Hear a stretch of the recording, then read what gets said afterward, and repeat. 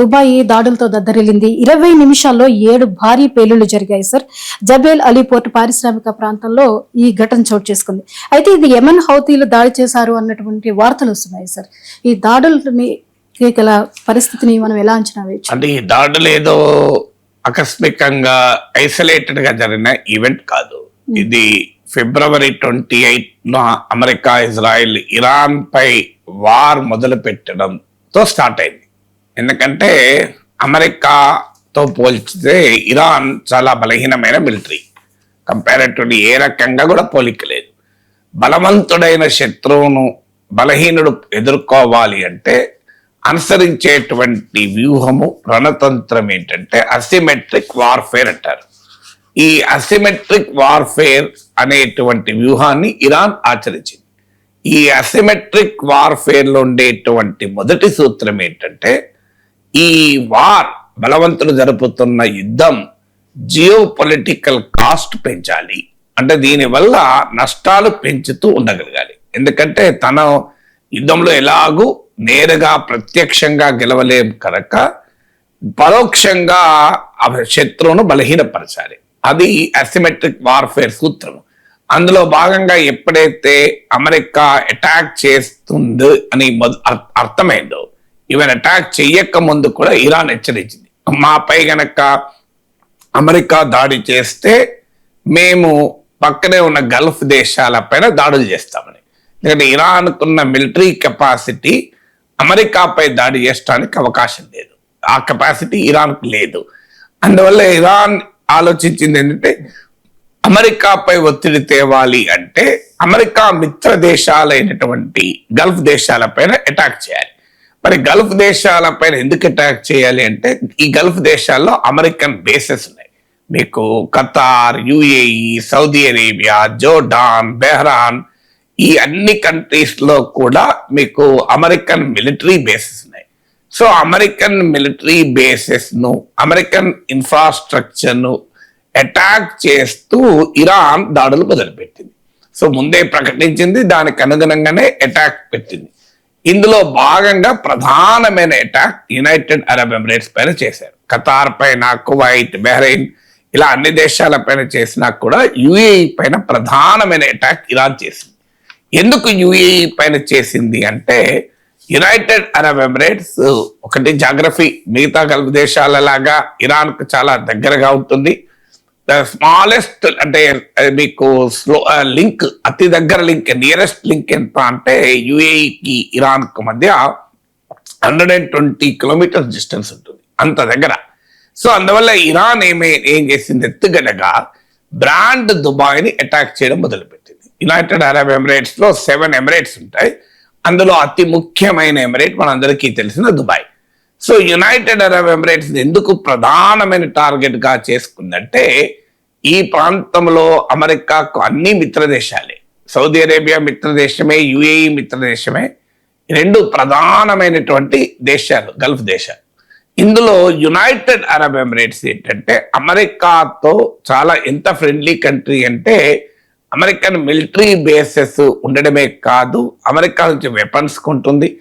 America మిత్రదేశమైన ఇజ్రాయెల్తో కూడా సంబంధాలు పెట్టుకోగలిగింది. అంటే మీకు సౌదీ అరేబియా ఇప్పటి వరకు ఇజ్రాయెల్తో నార్మలైజేషన్ చేసుకోలేదు, కానీ మీకు యునైటెడ్ అరబ్ ఎమిరేట్స్ అబ్రహాం అకార్డ్లో భాగంగా ఇజ్రాయెల్తో సంబంధాల్ని మెరుగుపరుచుకుంది.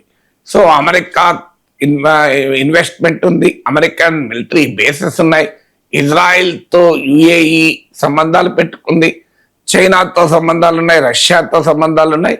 ఇలా యుఏఈ అనేది అమెరికాకు అత్యంత నమ్మిన బంటుగా ఉండడం ఇరాన్ టార్గెట్ కావటానికి ముఖ్యమైన కారణం.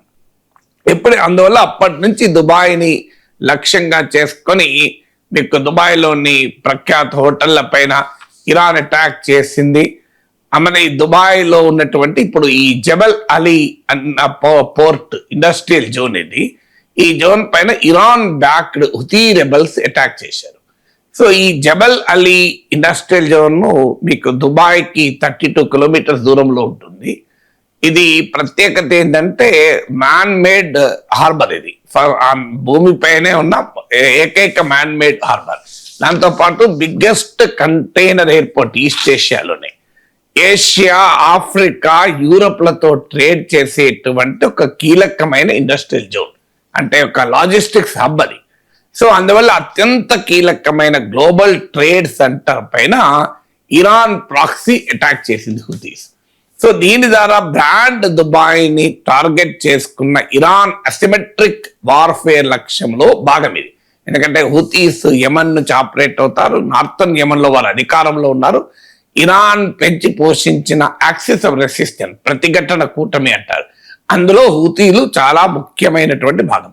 సో అందువల్ల బ్రాండ్ దుబాయ్ని అటాక్ ఏ స్థాయిలో జరిగింది అంటే, ఇవాళ United Arab Emirates economy 5% negative growth rate ఉంది, -5% గ్రోత్ రేట్ ఇయర్. అలాగే యునైటెడ్ అరబ్ ఎమిరేట్స్ జీడిపిలో tourism 12%, one of the major tourism technology investment centre అది. So tourism 12% of GDP UAE. ఇవాళ టూరిస్ట్ అరైవల్స్ గణనీయంగా పడిపోతున్నాయి. ఇప్పుడు నెక్స్ట్ సెకండ్ హాఫ్ ఆఫ్ 2026 అయితే మీకు 10% హోటల్ ఆక్యుపెన్సీ పడిపోయిందని చెప్పి వార్తలు వస్తున్నాయి మీకు. అలాగే ప్రపంచంలో ఉన్నటువంటి సూపర్ రిచ్, మేము రెండవ ఇల్లు కట్టుకోవాలి అంటే అది ముంబైలో ఉన్నటువంటి వారు, ముంబైలో ఉన్న జుహూ బీచ్ దగ్గర ఉన్న వాళ్ళకి కావచ్చు, లేదా లాస్ ఏంజల్స్ లో హాలీవుడ్ దగ్గర ఉన్నవారు కావచ్చు, ప్రపంచంలో ఉండే సూపర్ రిచ్ సెకండ్ హోమ్ దుబాయ్లో పెట్టుకుంటారు. సో అలాంటి రియల్ ఎస్టేట్ మార్కెట్, మీకు వరల్డ్స్ సూపర్ రిచ్ ఇన్వెస్ట్ చేసేటువంటి నగరం. అలాంటి రియల్ ఎస్టేట్ ట్రాన్సాక్షన్స్ మార్చి మాసంలో మీకు 30% పడిపోయాయి. సో అందువల్ల ఎంత మేరకు యుఏఈ ఎకానమీ ఈ వార్ వల్ల దెబ్బతిన్నదో మనకు అర్థమవుతుంది. సో యునైటెడ్ అరబ్ ఎమిరేట్స్ ఏంటంటే, సౌదీ అరేబియా, యుఏఈ రెండు దేశాలకు కూడా ఎకానమీని మోడర్నైజ్ చేసుకుంటున్నాయి. ఎందుకంటే ఆయిల్ డిపెండెంట్ ఎకానమీస్ ఇవి.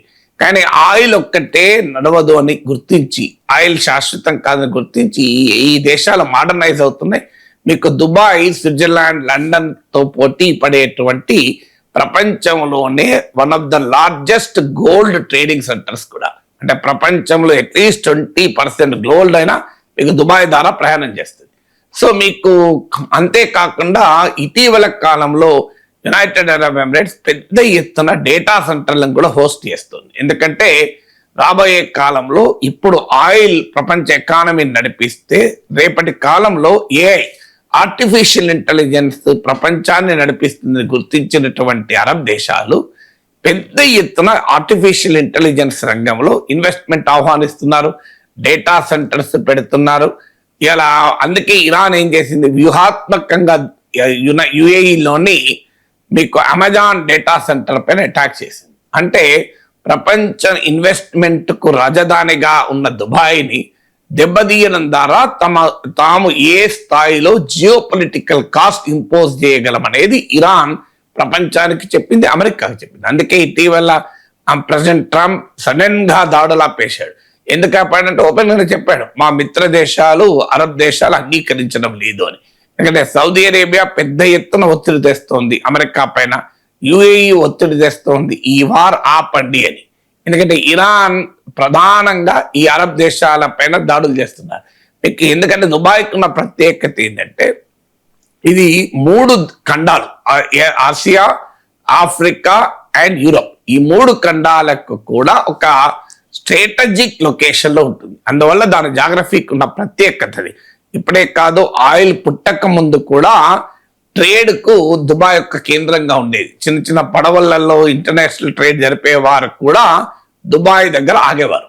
సో అలానే దుబాయ్ గోల్డ్, ప్రపంచ గోల్డ్ ట్రేడింగ్ సెంటర్ గా మారింది. తర్వాత దీనికి ఉన్న ప్రత్యేకత ఏంటంటే, ఇది ట్యాక్స్ ఉండదు, ఇక్కడ పన్నులు ఉండవు. దుబాయ్లో నువ్వు ఎంత సంపాదించుకున్నా పన్నులు ఉండవు కనుక ట్యాక్స్ హ్యావెన్ కనుక కూడా పెద్ద ఎత్తున ఇన్వెస్ట్మెంట్ అట్రాక్ట్ చేయగలిగింది. అందువల్ల బ్రాండ్ దుబాయ్కి ఉన్నటువంటి క్యారెక్టర్ ఏంటి, it is the world's investment centre, world's gold trading centre, world's technology investment attract చేస్తున్న centre, world's emerging artificial intelligence centre, world's safe haven, super rich ఉండేటువంటి హోమ్.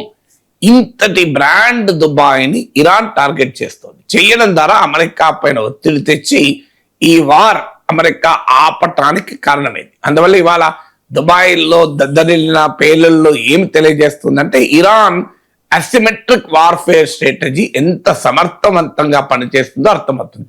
ఇవాళ అమెరికాలో బలవంతం చేసైనా ఈ యుద్ధాన్ని ఆపటానికి ఇవాళ యుఏఈ, సౌదీ అరేబియా లాంటి దేశాలు ముందుకు రావడానికి కారణం ఏంటంటే ఇంకో మార్గం లేవు వాళ్లకు. ఎందుకంటే అమెరికా రక్షణ కల్పించలే. ఇప్పటి వరకు అరబ్ దేశాలు నమ్మిన ఏంటంటే తమకు ఇజ్రాయెల్ నుంచైనా ఇరాన్ నుంచైనా అటాక్స్ ఉంటే అమెరికా కాపాడుతుంది అని. కానీ క్లియర్ గా కనబడుతుంది అమెరికా తనను తానే కాపాడుకోలేకపోతుంది. ఈ దేశాలను పక్కకు పెట్టండి. ఇలా అమెరికన్ మిలిటరీ బేసెస్ ఉన్న UAE, Saudi Arabia, Qatar, Bahrain, Kuwait ఈ అన్ని దేశాలు అటాక్స్ గురవుతుంటే అమెరికా ఏమీ చేయలేని దుస్థితిలో ఉంది. అందువల్ల ఈ గల్ఫ్ దేశాల పైన అటాక్ చేయడం ద్వారా ఈ వార్లో తాను నిలబడవచ్చని ఇరాన్ అనుసరించినటువంటి స్ట్రాటజీలో భాగమే బ్రాండ్ దుబాయ్ని టార్గెట్ చేయడం.